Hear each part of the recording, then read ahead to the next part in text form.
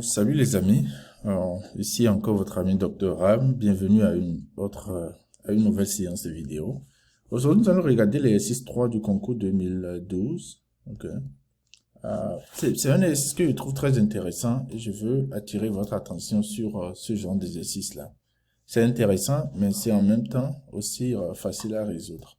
Donc, je veux simplement attirer votre attention pour que, si vous vous retrouvez en face de ce genre de problème, vous ne paniquez pas, ou vous ne pensez pas que c'est difficile, et vous laissez ça. Donc, nous allons commencer. Donc, voilà, l'exercice nous donne cette matrice-là. On va considérer la matrice A, qui est définie comme ça. Maintenant, la première question, c'est de déterminer les valeurs propres et les vecteurs propres de A.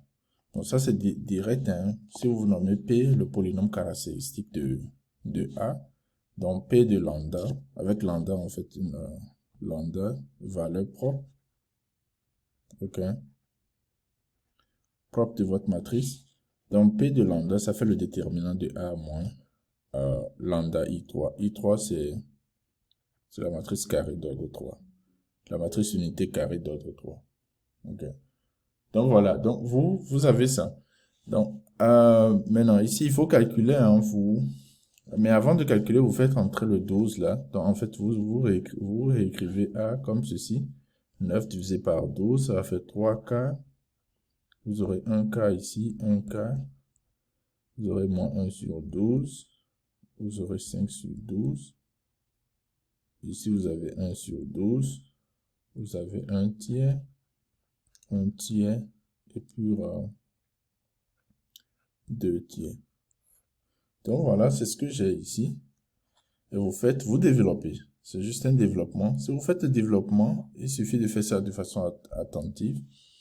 Et ce genre de développement, apprenez à faire ça en un temps record, sans faire d'erreur, avant d'aller au concours. Parce que généralement, vous aurez un problème d'algèbre linéaire, qui va vous demander de faire ce genre de calcul. Donc, quand vous développez, vous allez trouver ce polynôme-là, caractéristique. Si vous le faites et vous ne trouvez pas ce polynôme, laissez-moi des commentaires et on va discuter de ça ensemble. Donc, quand vous avez ce polynôme maintenant, il faut résoudre. Donc, nous avons le polynôme est réécrit ici. Maintenant, j'ai multiplié par 6 pour pouvoir me débarrasser de ce dénominateur 6 là. Donc, quand vous arrivez ici, il faut rapidement constater que, parce que quand vous additionnez les coefficients, moins 6, moins 11 plus 1, vous voyez, ça va vous donner 0.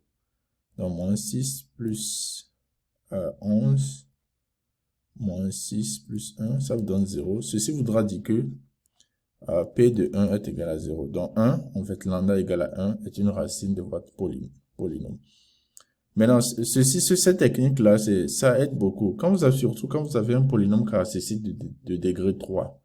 Résoudre les équations de degré 3, c'est pas trivial. C'est-à-dire, on ne connaît pas la formule du discriminant qu'on connaît pour les équations du second degré. Donc, il faut toujours essayer des points. Vous essayez 1, 2, 3, moins 1, moins 2 pour voir. Donc, voilà. Avec ça, vous pouvez factoriser, ok, 6P sur cette forme-là. Maintenant, P de lambda égale à 0. Ça veut dire que cette partie, tout ceci égale à 0. Donc, vous allez trouver lambda. Lambda 1 égale à 1 tiers, lambda 2 égale à 2 tiers, lambda 3 égale à 1. Donc, vous trouvez les valeurs propres de votre matrice. Maintenant, il faut déterminer les vecteurs propres. Donc, si V, alpha, bêta, alpha, bêta, ce sont des nombres réels. Donc, alpha appartient à R, bêta appartient à R, gamma appartient à R. Donc, si c'est un vecteur propre de A, ça veut dire que A multiplié par ça vérifie cette équation-là, l'équation de vecteur propre qu'on connaît. Maintenant, si vous le faites bien et de façon bien posée, vous devez vous convaincre que vous avez ces vecteurs propres-là. Donc, je l'ai fait, c'est ce que j'ai trouvé. En fait, la méthodologie, c'est direct. Hein. J'espère que tout le monde est familier avec ça. Donc, si vous faites et vous trouvez d'autres résultats, faites-moi savoir et nous allons discuter ensemble. Maintenant, il y a un concept dont je vais parler. L'épreuve ne demande pas ça, mais je vais rapidement parler de ça. Donc, vous voyez d'abord, si vous regardez le polynôme caractéristique, ça admet exactement trois racines distinctes. OK, on a trois racines distinctes. J'avais parlé de ça dans une de mes vidéos. Donc, ça, trois racines distinctes. En plus de ça, vous voyez, je peux factoriser ça en des polynômes simples. Quand ceci arrive, on dit que le polynôme P de lambda est un polynôme scindé. OK. C'est scindé et la somme des racines vous donne la dimension de la matrice. Donc, j'ai 1, 2, 3. La matrice est une matrice 3 fois 3. Quand les deux conditions-là sont réunies, vous dites que votre matrice est diagonalisable. Donc, A est diagonalisable. OK. Ce que ça veut dire, c'est que vous pouvez trouver une matrice diagonale qui est équivalente à votre matrice A. Et on écrit A sous cette forme-là. P, D, P-1. D, c'est une matrice diagonale. Et D, en fait, c'est composé sur la diagonale de B. Vous avez les valeurs propres de votre matrice. Et P est la matrice dont les colonnes sont les vecteurs propres de la matrice qui correspond à l'ordre. Dans l'ordre dans lequel vous alignez les valeurs propres dans D, vous devez aussi aligner les vecteurs propres comme ça dans P. Donc, j'ai mis 1 tiers. Donc, la première colonne ici correspond au vecteur propre de 1 tiers. La deuxième colonne, celui de 1 demi. Et la troisième colonne, celui de 1. Donc, aussi, vous avez cette matrice, c'est une matrice 3 fois 3. L'inverse, je l'ai calculé, ça me donne ceci. Donc, avec un peu de calcul, vous devez vous convaincre que l'inverse donne ceci. Ceci voudra dire que, en fait, et aussi, c'est connu, A à la puissance K, ça vous donne toujours avec K, bien sûr, un entier naturel. OK. K est un entier naturel. Tout ce que vous faites, vous maintenez P et P moins 1, vous élevez simplement D à la puissance K. Donc, ceci veut dire que A à la puissance, mais non, si c'est D. Matrice D. Donc, D à la puissance K, puisque c'est une matrice diagonale, vous élevez seulement les éléments de la diagonale à la puissance K. Maintenant, on a 1 tiers, 1 demi, 1. Donc, 1 tiers à la puissance K, ça fait moins 3 à la puissance K, moins 2 à la puissance K et 1. Donc, voilà, D à la puissance K. Donc, ça veut dire que A à la puissance K, maintenant, vous faites la multiplication. Il y a un demi ici, que je n'ai pas mis. Donc, quand vous faites la multiplication, vous arrivez à cette matrice-là. OK. Donc, je ne mets pas les détails du calcul parce que je veux simplement vous expliquer la méthodologie. Comment arriver à ces résultats-là. Si vous savez ça, c'est très important. C'est même plus important que d'avoir les solutions sans savoir réellement comment on les a obtenues. Donc, vous devez savoir ce qu'il faut faire dans cette situation. Donc, ce que je suis en train de discuter, en fait, c'est la procédure pour diagonaliser une matrice. Donc, première des choses, vous déterminez le polynôme caractéristique. Vous devez vous assurer que le polynôme caractéristique est scindé, OK?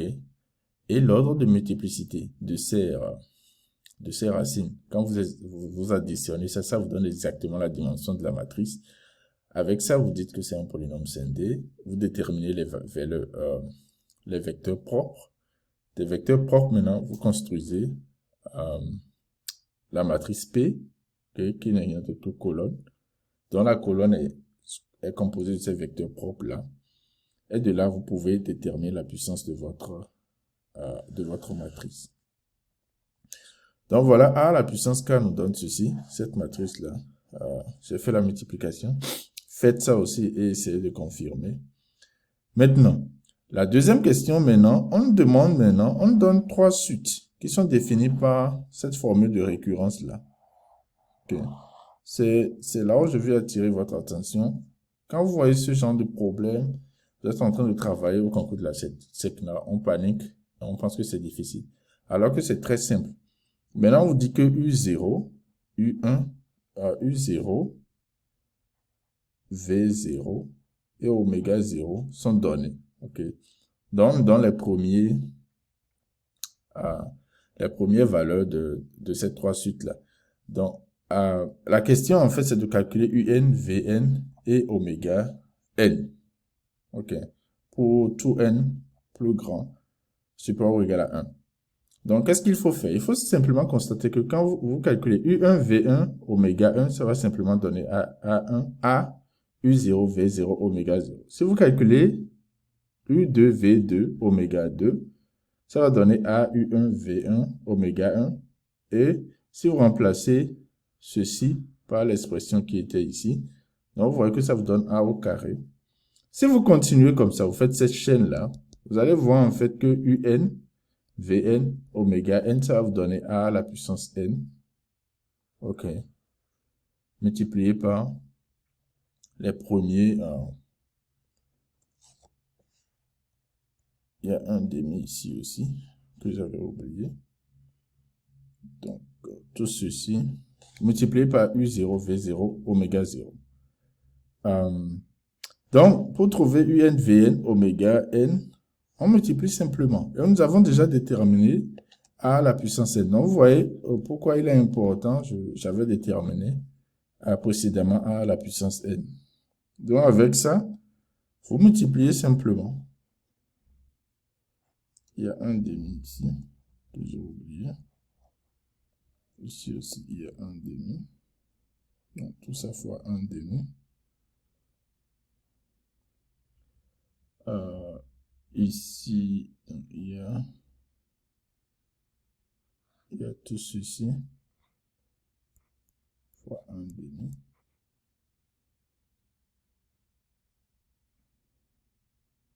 Ici, il y a tout ceci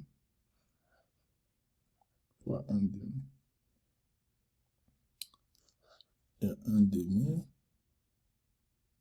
Donc, tout ceci fois un demi. Tout ceci fois un demi. Et tout ceci fois un demi.